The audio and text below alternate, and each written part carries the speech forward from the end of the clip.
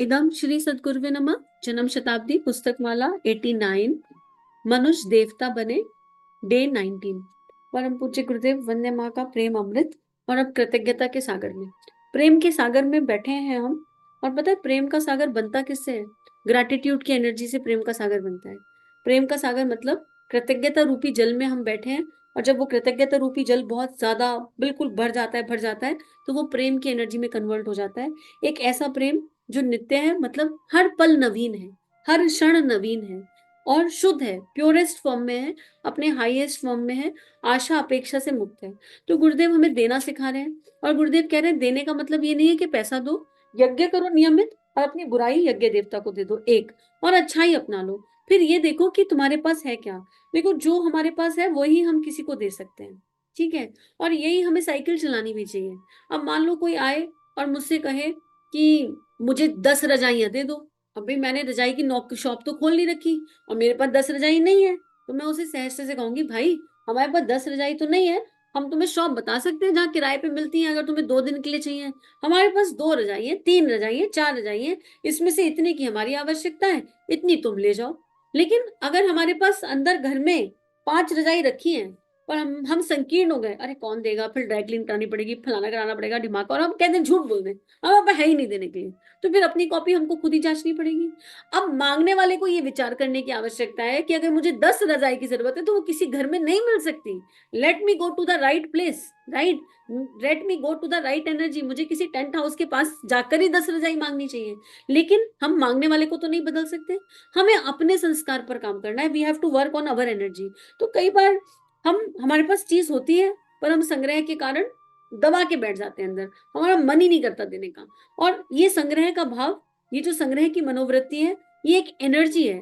हमने बहुत कॉमन देखा जाता है घर में, शादियों के समय में जो डिनर सेट आए हुए हैं, बर्तन आए हुए हैं, जाने क्या क्या शादियों के टाइम पर आता है, वो 10 साल स्टॉक में पड़ा है, ना उसे किसी को देते हैं ना उसे किसी को इस्तेमाल करते हैं, ना उसका इस्तेमाल, और वो पड़ा है एक डेड एनर्जी के जैसे बना है। और उसकी उस पर चित्त पड़ा हुआ है अपना, और क्योंकि उस पर अपनी आत्मा का प्रकाश पड़ा है, उस पर अपना चित्त लगा हुआ है, चित्त टिका हुआ है, तो वो डेड एनर्जी हमारे अंतःकरण पर प्रभाव डालती है। तो परम पूज्य गुरुदेव हमें हर तरह के संग्रह से बाहर निकाल रहे हैं। और गुरुदेव कह रहे हैं अपनी रोटी मिल बांट कर खाओ। अगर मैं एक टीचर हूँ, ठीक है, और मैं प्रोफेशनली टीचिंग करती हूँ, मैं उसकी फीस लेती हूँ तो कोई प्रॉब्लम नहीं है। लेकिन मेरे सामने कोई ऐसा बच्चा आ जाए जो ये कहे कि मैडम आप हमें पढ़ा दो, हम आपको फीस नहीं दे सकते, लेकिन फीस के बदले में आप जो कहोगे हम दे देंगे, तो क्या मुझे उसे नहीं पढ़ाना चाहिए? मुझे उसे पढ़ाना चाहिए और कहना चाहिए बेटे फीस के बदले इतनी फीस है कि जब तुम बड़े हो जाओ कुछ अच्छा कर लो तो तुम भी 4 बच्चों को पढ़ा देना। हम अपनी अपनी चीजों से कॉम्प्रोमाइज नहीं करना चाहते, अपने ऐश्वर्य से कॉम्प्रोमाइज नहीं करना चाहते, अपने कंफर्ट जोन से बाहर नहीं निकलना चाहते। लेकिन जब देने की एनर्जी पर जाना है तो थोड़ा कंफर्ट जोन से बाहर आना पड़ता है। हमें निश्चित रूप से अपने कंफर्ट जोन से बाहर आने के लिए प्रयास करना होगा। कंफर्ट जोन में रह के तो गुरुदेव के शब्दों में केवल हरामखोरी करी जा सकती है, दिया तो नहीं जा सकता। तो मानव जीवन इसलिए तो नहीं मिला। अब एक रस की बात कर रहे हैं गुरुदेव, क्या कह रहे हैं? गुरुदेव कह रहे हैं रसो व सहा मित्रों। देवता उतार होते हैं, देवता विशाल हृदय के होते हैं, देवता संकीर्ण नहीं होते। देवताओं के मन में हर समय देने की इच्छा बनी रहती है कि किसके लिए क्या दे पाए। प्यार देना सिखाता है, सेवा उसी का नाम है, इसका नाम प्यार है, भगवान का नाम प्यार है। रसो व सहा अर्थात भगवान का नाम रस है, भगवान का नाम प्यार है। प्यार आप अपने भीतर पैदा कीजिए ना। जिस दिन आप अपने भीतर स्नेह प्रेम पैदा कर लेंगे, उस दिन आपके मन में ऐसी उमंगे और ऐसी हिलोरें उत्पन्न होंगी कि हमको कैसे दूसरों की सहायता करनी चाहिए, कैसे हम दूसरों की मदद करें। जब आप दूसरों की सहायता करने के लिए आमादा होंगे तो आपको अपनों में से कटौती करनी पड़ेगी। तब फिर आपको साधु और ब्राह्मण बनकर जीवन जीना पड़ेगा। भीतर वो भावनाएं जागनी चाहिए, वो वाली एनर्जी जागनी चाहिए जिस एनर्जी के आधार पर हम अपनी कटौती कर सकें।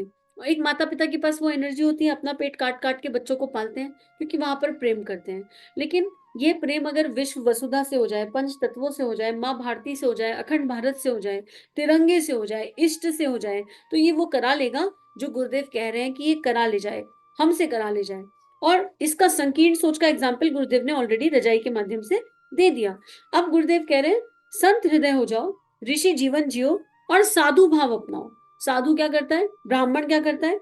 ब्राह्मण वो जिसका हर समय ब्रह्म में आचरण हो, जो हर समय भगवान का चिंतन करता हो समस्त इंद्रियों से, और साधु क्या होता है? साधु वो होता है जो देने का भाव रखता हो। साधु और ब्राह्मण किसे कहते हैं? किफायतदार को साधु ब्राह्मण कहते हैं, मितव्ययी को, अपरिग्रही को एवं सर्व संतोषी को साधु ब्राह्मण कहते हैं। मितव्ययी मतलब कंजूस होना और मितव्ययी होना अलग अलग बात है। कंजूसी की बात नहीं, नीड एंड ग्रीड का अंतर समझने की आवश्यकता है, लग्जरी और रिक्वायरमेंट का अंतर समझने की आवश्यकता है, अपनी चादर से ज्यादा पाँव नहीं पसारना ये भी समझने की आवश्यकता है।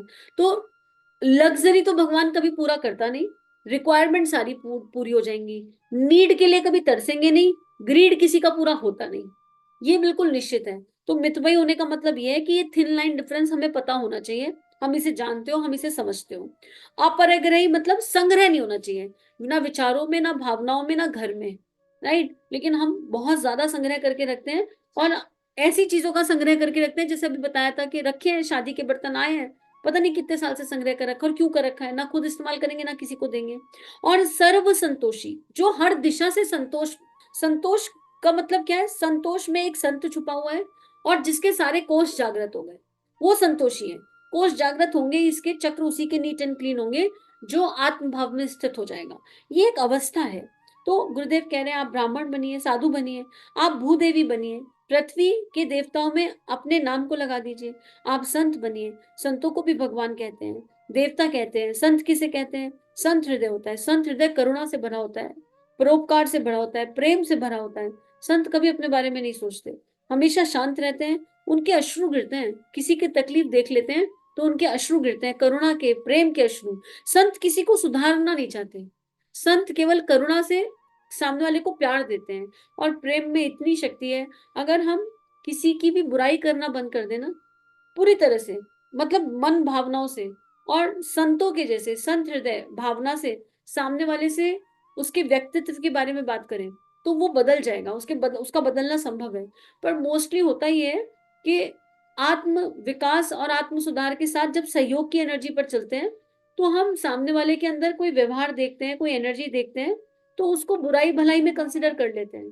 और जब हम किसी की बुराई को ठीक करने लगेंगे तो हम ठीक ही नहीं कर पाएंगे, क्योंकि हम अपनी सारी कमियां नहीं सुधार पाए।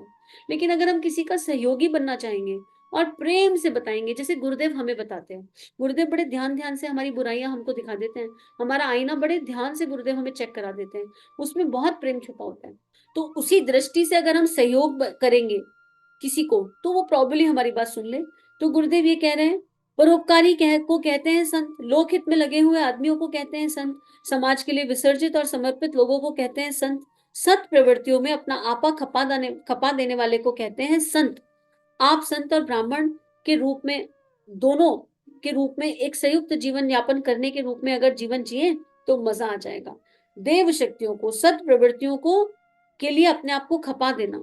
अहिल्याबाई होलकर की याद आ जाती है, इतनी सारी कुरीतियां खत्म करी, अपने आप को पूरा का पूरा खपा दिया, सती प्रथा खत्म करी, नारियों की शिक्षा पर काम किया, ठीक है, महाकाल के इतने मंदिरों का पुनर्निर्माण कराया, विधवा विवाह पर काम किया, जितनी भी कुरीतियां देखी उनके खिलाफ आवाज उठाकर खड़ी हो गई। कहां से आई शक्ति? संत हृदय से आई शक्ति। कहां से आई शक्ति? भगवान शिव की भक्ति से आई शक्ति। तो इतनी इतनी दिव्य एनर्जीज हमारे शास्त्रों में, हमारे इंडिया में, भारत भूमि में ऐसे ऐसे संत जन्म लेके चले गए हैं जो बहुत ऊंचे ऊंचे एग्जाम्पल सेट करके गए हैं। अब गुरुदेव कह रहे हैं, अगर आप इस जन्म शताब्दी पुस्तक माला को पूरा सुन चुके हैं, अगर आप इसको पूरा गुन चुके हैं, अगर आपने इसके एक एक टॉपिक, एक एक ऑडियो पर अपना ध्यान दे दिया है, तो फिर यहाँ से क्या होगा? फिर आप इसको सुनकर देवता बनकर ही जाएंगे, आपके भीतर का देवता हर हाल में जागृत हो जाएगा। मित्रों, आप कैसे देवता हो सकते हैं? इसके लिए आपको संघर्ष करना पड़ेगा। मछली उल्टी दिशा में चलती है, आप भी मछली के तरीके से उल्टी दिशा में चलिए। जमाने का बहाव किधर है, इस पर आप ध्यान मत दीजिए। आप संकल्प और निश्चय कीजिए कि हम सिर्फ आदर्शों की तरफ चलेंगे, ऊंचाइयों की तरफ चलेंगे। आप मस्ती से रहिए और दूसरों को मस्ती से रहने दीजिए। आप खुशी से रहिए और दूसरों को खुशी से रहने दीजिए। आप जिए और दूसरों को जीने दीजिए। देखो, ये जो सूत्र है ना, हम खुद जिए और दूसरों को जीने दें, इसमें एक चीज जो मुझे अनुभव में आती है, इस देह को गुरुदेव सिखाते हैं, वो कहते हैं, बेटे तुम इस दुनिया में किसी को नहीं सुधार सकते। अगर तुम ये सोचते हो ना कि सामने वाला बदल जाए, तो नहीं बदल सकता। और एक और चीज गुरुदेव ने समझाई जो बड़ी मैजिकल है, कि हर हर एनर्जी का अपना एक प्रारब्ध होता है, ठीक है। जैसे खाने, जैसे हमारा टेस्ट, उम्र के साथ हमारे टेस्ट बड्स बदलते हैं। जो चीजें हमें बचपन में बहुत पसंद थी, अब हम वो खाते नहीं है, चेंज हो गई एनर्जी। जैसे मेच्योरिटी आ रही है, स्वाद बदल रहा है। बचपन में टॉफी चॉकलेट बहुत खाने का पसंद मन करता था, लेकिन अब बड़े हो गए तो मन नहीं करता है टॉफी चॉकलेट खाने का। तो गुरुदेव कहते हैं कि जितने भी इमोशंस इस संसार में हैं, हर इमोशन का सम्मान करो। आप इमेजिन करो इस दुनिया से फियर चला जाए, फियर खत्म हो जाए, तो इस दुनिया में अराजकता फैल जाएगी और बहुत भयानक वाली अराजकता फैल जाएगी। तो गुरुदेव जिस दृष्टि से कहते हैं, उस दृष्टि में यही समझ में आया है कि हम मान लो बच्चा है, हमारा बच्चा बहुत ज़्यादा यूट्यूब देख रहा है, बहुत ज़्यादा सोशल नेटवर्किंग में इन्वॉल्व है, और हम चाहते हैं कि बच्चा इसको ना देखे, ठीक है? तो जब तक हम ये चाह रहे हैं कि वो उसे ना देखे, तब तक हम उसे सुधार नहीं सकते, क्योंकि उसके देखने से हमारे अंतःकरण में प्रभाव पड़ रहा है, सुख-दुःख हो रहा है, हमारे अंतःकरण में लहरें उठ रही हैं। जब तक हमारे मन में सामने वाले के किए हुए कर्म के अनुसार लहरें उठ रही हैं, तब तक हमारा देह भाव जिंदा है। यानी अभी मेरे भीतर की माँ जिंदा है, मातृत्व भाव और माँ होना अलग है, ममता जिंदा है। क्योंकि अगर मातृत्व होता तो वो ये कहता, हाय राम, सारे बच्चे आजकल एक एक कॉमन ग्रुप एनर्जी आजकल बहुत यूट्यूब में टाइम इन्वेस्ट करती है, इस ग्रुप के लिए क्या करूं, ये लाखों करोड़ों बच्चों के लिए क्या करूं। मातृत्व भाव होता तो यहाँ जाता।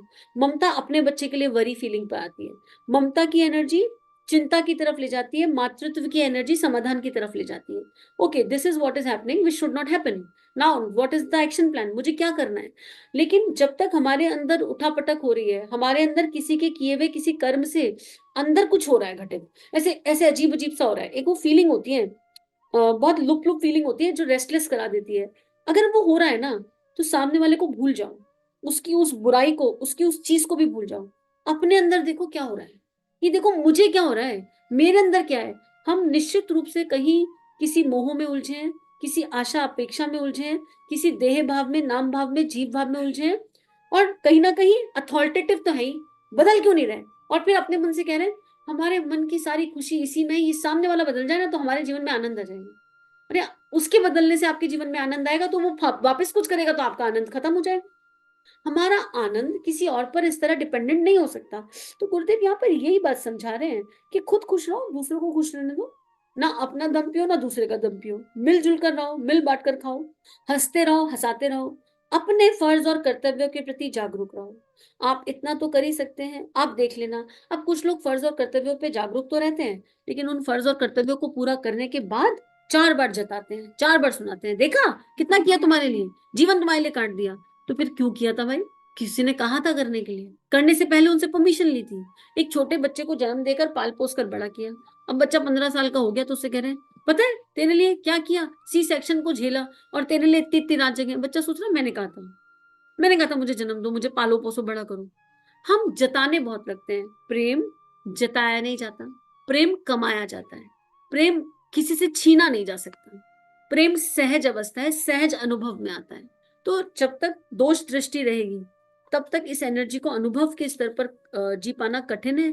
और इसके लिए 3 किताबों का कॉम्बिनेशन लगेगा। प्रेम योग बुक सुन लीजिए, उसके 40 ऑडियो है।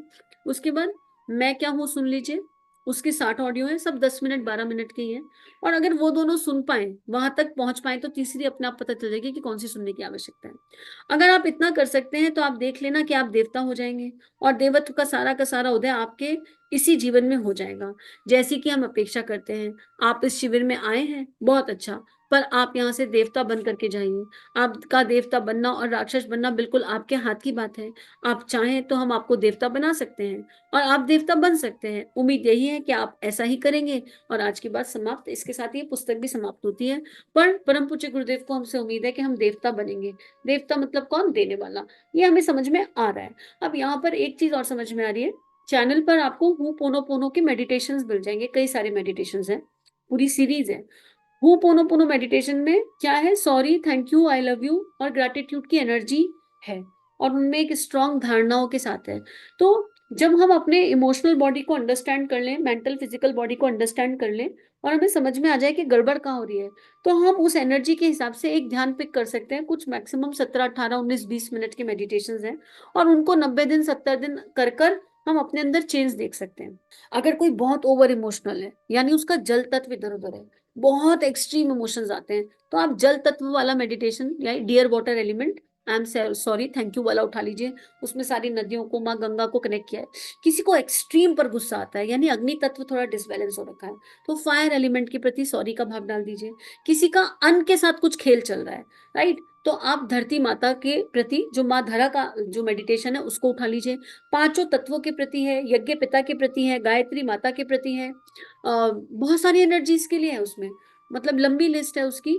गुरुदेव माँ के प्रति भी है, गुरुदेव को सॉरी थैंक यू बोलने की एनर्जी भी है। अगर हमें लगता है कि बहुत हीन भावना हो रही है कि हम गुरु का कहना नहीं मान पा रहे, जो गुरुदेव चाहते हैं वो नहीं कर पा रहे, लेकिन ओवरनाइट कुछ नहीं होगा। जो भी मेडिटेशन आप पिक करें उसको कम से कम 40 दिन करके देखिए और आपको मैजिकल चेंज फील होगा, क्योंकि सूक्ष्म शरीर की शक्ति हमेशा ज्यादा होती है, ध्यान की शक्ति हमेशा ज्यादा होगी। ध्यान हमारे सबकॉन्शियस को ट्रेन करता है और जब सबकॉन्शियस ट्रेन हो जाता है तो फिर चीजें सरल हो जाती हैं। इसी के साथ सभी को बहुत बहुत गुरुदेव माँ का प्यार। आप सभी के साथ के लिए कोटि कोटि आभार। अब मिलेंगे नई जन्म शताब्दी पुस्तक माला के पास। हम लोग 89% के बच्चे हो गए।